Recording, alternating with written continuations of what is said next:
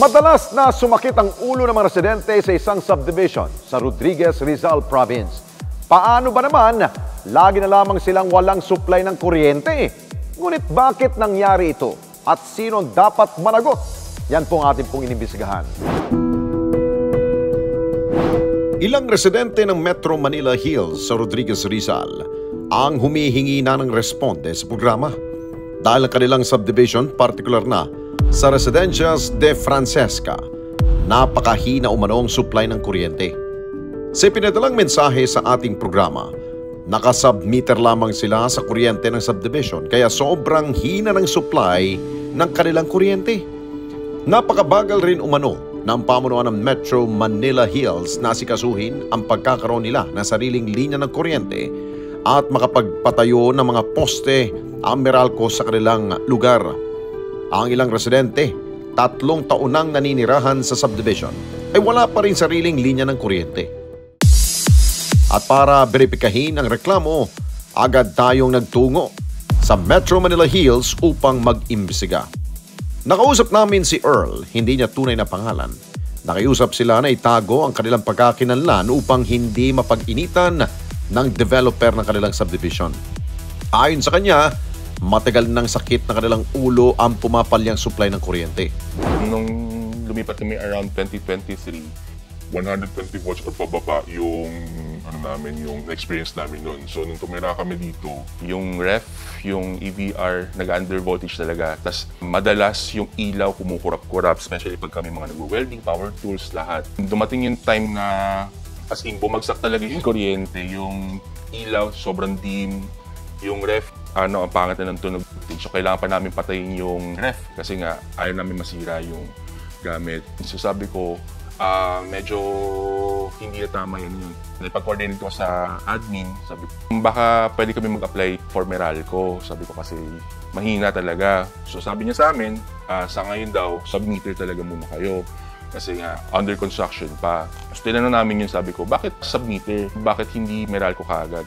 Ang reason nila is underdeveloped pa naman daw yung lugar. So sabi ko, sige, ano ba pwedeng gawin dyan? Antayin daw yung application ng mother meter nila. Sabi ko, bakit mother meter? So sabi ko, saan yung mother meter na yan? Ang kailangan sa namin is yung individual Dagdag pa ni Earl, napagalaman nila na merong ilang bahay sa kanilang lugar ang nalagyan na ng linya ng Meralco.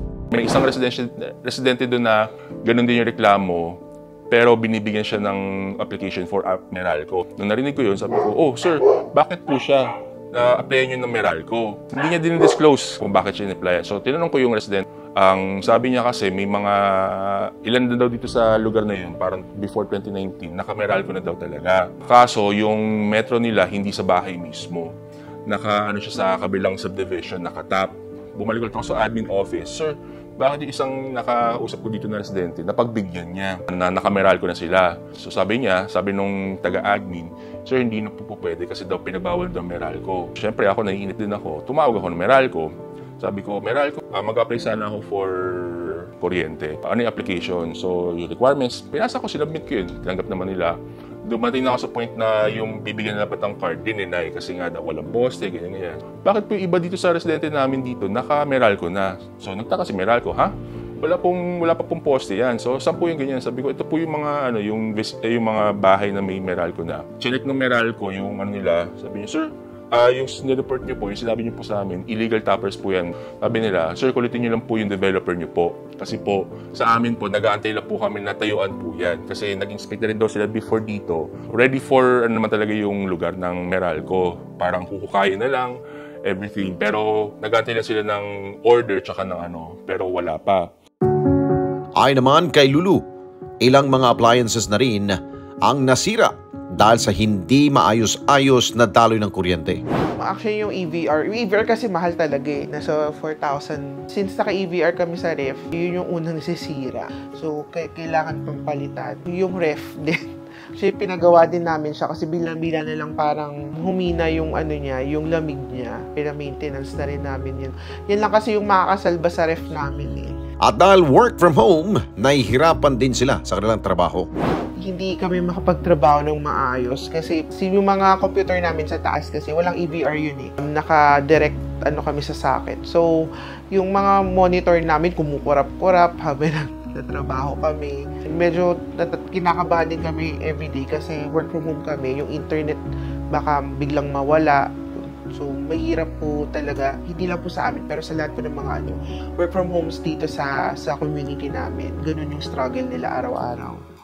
Ayon pa kay Lulu, mahal din umano ang sinisingil sa kanilang tubig at kuryente ng kanilang developer. Since under kami ng Pro Value ni San Jose, sila yung pansamantalang nagsusupply sa amin ng kuryente. Mahal talaga yung singil nila and the same sa tubig din. Parang may patong and kasi marami din kasing mga subcon at mga workers dito. Sa amin nila yun pinapataw. So kami rin yung nagbabayad nun. Kaya medyo unfair talaga sa amin kasi dapat kung ano lang yung konsumo namin, yun lang dapat yung binabayaran namin. Sina Ami naman, problema sa kuryente ang sumalubong sa kanilang paglipat sa kanilang bagong bahay. Pagdating namin dito, yung kuryente namin, nagbi-blink siya. Tapos, wala kaming electric fan, wala din kaming rice cooker kasi hindi pwede. Hindi niya kakayanin. Mga 1 week yata yung tiniis namin nun. Yun, parang energize yata ng kaunti lang, para lang makaikot yung electric fan. Ang ginawa namin, nakabukas kami lahat kahit malangaw. Tapos yung mga anak ko, pag natutulog, nakapaypay kami. Dream house namin to eh. Kasi kahit medyo hirap, kinaya namin yun. Para, syempre, para magkabahay. Sabi pa nga nila, andito kami sa magandang lugar. So kami, hindi kami masaya, sir. Totoo lang, parang feeling namin na budol kami. Kaya't ang kanilang panawagan, aksyonan na ang kanilang problema. Panawagan talaga namin, aksyonan na, lalo na yung kuryente at yung tubig. Maging makatao sila sa amin. Kasi hindi talaga makatao yung ginagawa nila na sa amin pinapataw yung mga losses, kami yung pinagbabayad nila.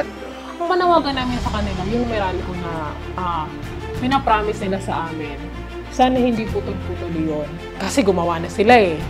Dapat ituloy na nila na mas mabilis ang aksyon. Kasi nahihirapan na kami sir. Sa New San Jose sana, ibigay sana sa amin yung kailangan namin.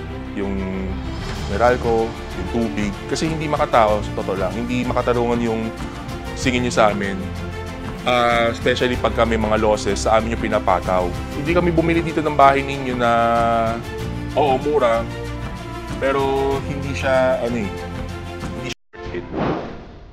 Agad din kami nagtungo sa Administration Office ng Metro Manila Hills upang hingin ang kanilang paliwanag. Ngunit tumangging kanilang engineer na magbigay ng panayam dahil kailangan muna niyang ipagpaalam sa head office ng New San Jose Builders. Ngunit ayon sa kanya, kasalukuyan nang sinisimula ng Meralco ang pagtatayo ng mga poste ng kuryente sa bahagi ng Residencias de Francesca. Pinasamahan din niya kami sa lugar kung saan kasalukuyang itinatayo ang mga nasabing poste. Inabutan nga namin mga tauhan ng Meralco na naghuhukay ng pagtatayuan ng mga poste. May mga bahay na rin umano na nakabitan na ng mga individual meters at magsusunod-sunod na rin umano ito sa iba pang mga residente. Agad din kami nakipag-ugnayan sa Meralco upang ilapit ang problema ng mga residente ng Metro Manila Hills. Sa kanilang opisyal na pahayag na ibinigay sa responde, aktibo umano nakipag-ugnayan ng Meralco sa property developer upang mapabuti ang kalidad ng serbisyo ng kuryente sa Residencias de Francesca. Nagsimula na rin umano ang pagkakabit ng mga kinakailangang pasilidad sa lugar.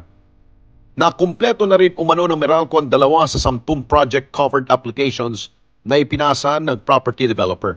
Inihanda na rin ng property developer ang karagdagang mga aplikasyon para makumpleto ang paglalagay ng mga pasilidad. Nais rin umano nilang magpaalala sa mga residente na ipasa ang kanilang aplikasyon para sa kuryente sa property developer na siyang responsable sa pakipag-ugnayan sa Meralco para sa mga energization requirement. Responsibilidad ng sinumang developer na mabigyan ng maayos na serbisyo ang mga residente na bumili ng bahay sa kanila. Dahil ang mga residenteng ito ay dapat na payapang namumuhay sa kanilang dream house at hindi dapat nakukonsumi sa problema dahil sa kakulangan ng mga developers. Mga karesponde natin dito sa Net25, umabot na po ng 1 million subscribers ang ating YouTube channel. Kaya naman, masaya kami na ibahagi sa inyo na natanggap na natin ang YouTube Gold Play button. Dahil po yan sa walang sawa ninyong pagtangkilik sa mga programa ng Net25, lalong-lalo na po sa Responde Mata ng Mamamayan. Kaya naman, congratulations po sa ating lahat. Keep on sharing mga karesponde. Gawin nating viral ang bawat content natin ng pagtulong at pagresponde sa higit na nangangailangan. Maraming salamat po sa inyong lahat. Mga kababayan, salamat po sa inyo pong pagsubaybay sa Responde Mata ng Mamamayan. Para mapanood pa ang iba pa naming pagresponde sa ating mga kababayan, i-click lamang ang subscribe button at i-follow lamang ang Net25 social media pages at Net25 TV.